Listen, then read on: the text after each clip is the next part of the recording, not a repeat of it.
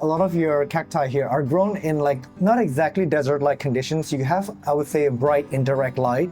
Of course, it's a cloudy day out today, so we're not going to see the best sunlight, but you're south-facing. So what is your tip on growing cacti in a condition that is not like partial shade or not even in full sun? When people think of cactus in the United States, the hotbeds are really the Southwest, Southern California, Nevada, Texas, Arizona. That if you look up a solar radiation map of the United States, those places just get a lot more sunlight than, let's say, the Northeast. In terms of whether you can acclimate a plant that's used to getting twice as much sun to here, I would say that's the kind of hit or miss part. I saw that, like Thailand, very different than the Southwest United States, like more humid. This was like a hotbed of growing cactus. Or the Japanese, who created many of these cultivars, Japan is not necessarily like a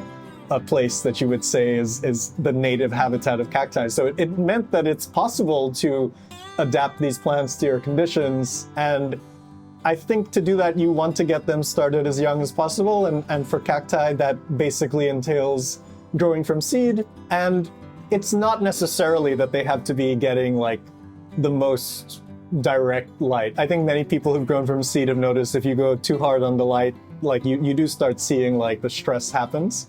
If you're growing the plants, like you kind of want to be in touch with the signs that the plant is doing well. Depending on the light you have, you can kind of see like, how is each plant reacting to this? We start a lot of the things indoors so they don't get any UV whatsoever because they're behind the window. And then as we transition to maybe move them outside when they get a bit bigger, we will sort of acclimate them by shading them. You'd be surprised maybe how well the plants react, even not with like the most intense light.